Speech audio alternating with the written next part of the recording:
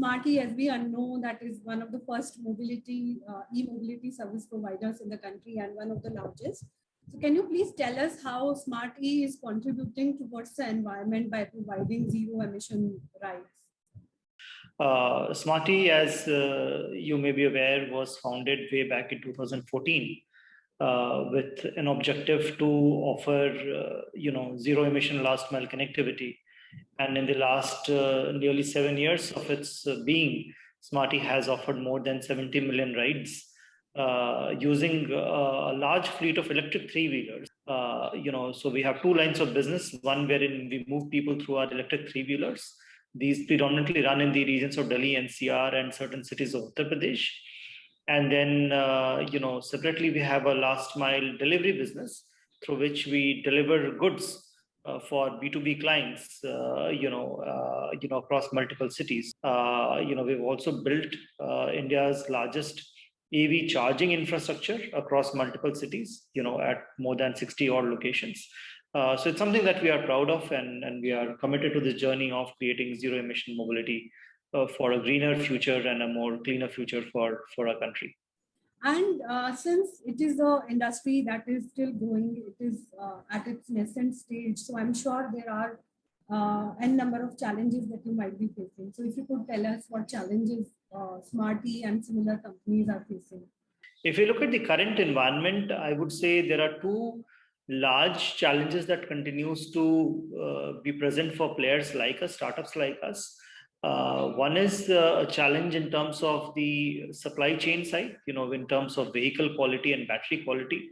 It's something that we believe that we have a long way to go.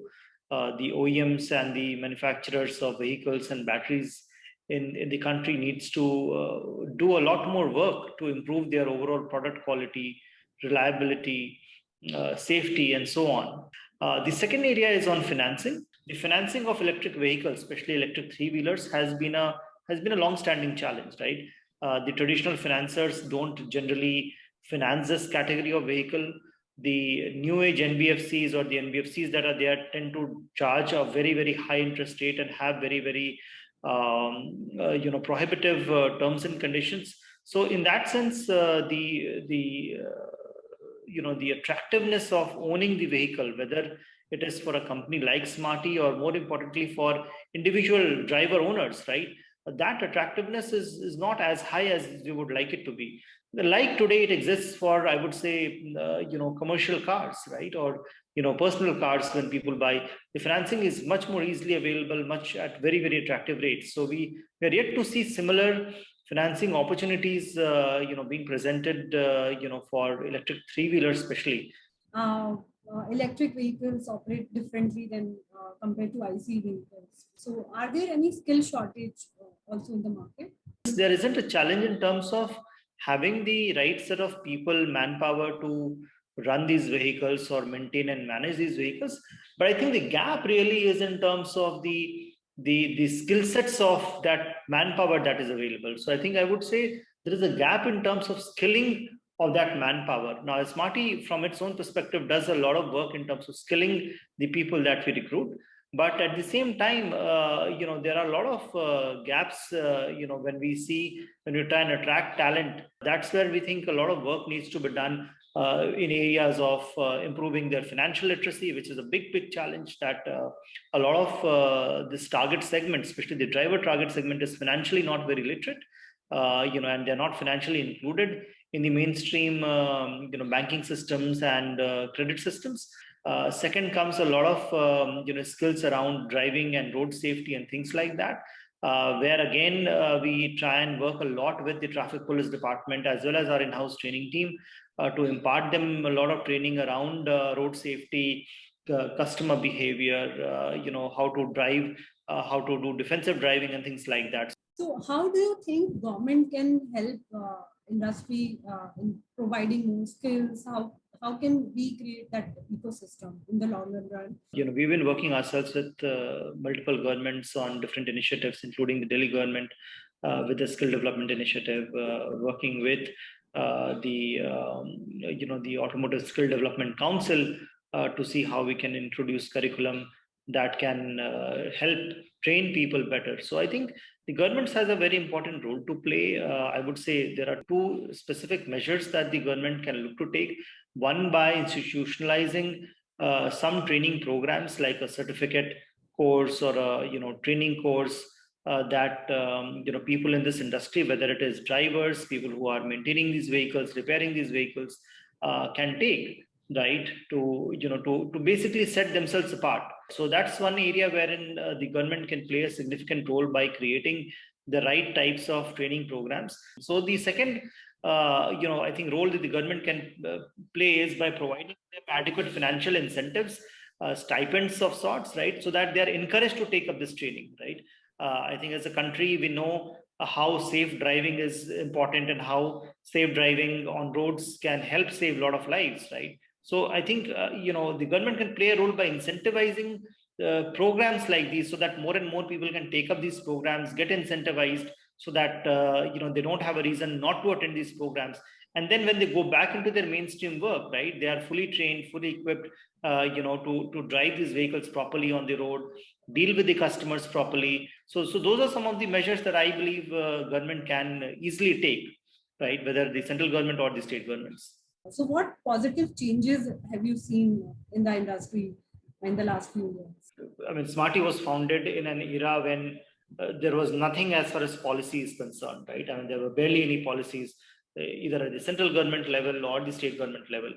Now, 7 years later, when you look at the ecosystem, right? I mean, there is a huge amount of policy push, right? Positive policy push, whether it's from DHI by way of FAME2, whether it is by Niti Aayog in terms of the various strategic interventions that it is trying to do to promote electric mobility, whether it is states like Delhi, states like Karnataka, Maharashtra, who are taking huge step forward in terms of implementing their EV policy. So I think I would say from a policy perspective and from fiscal incentive perspective, we have come a long way. A lot has also changed from an OEM perspective. Way back in 2014, 15, it was a highly fragmented and highly unorganized market.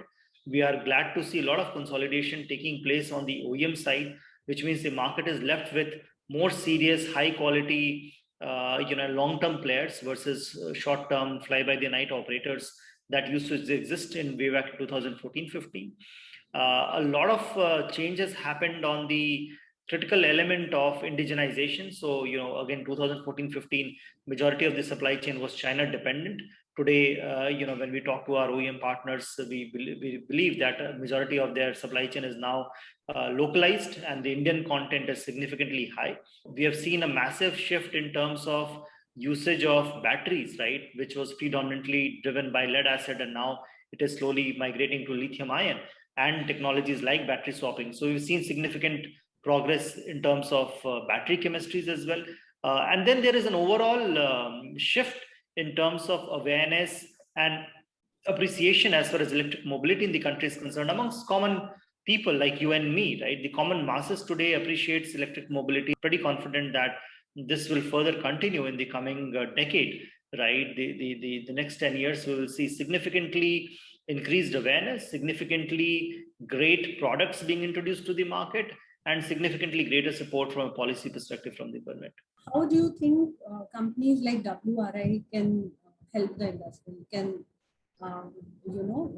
make the journey better for the industry?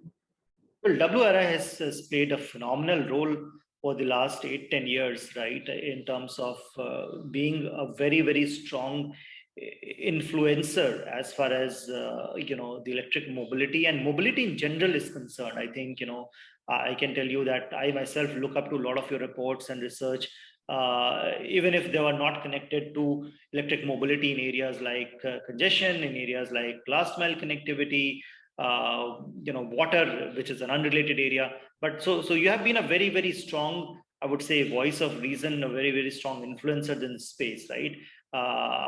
From our perspective, I would say keep up the good work. I think that you guys are already doing. I think you are already playing a very important role of creating a strong connect between the government and private players like us.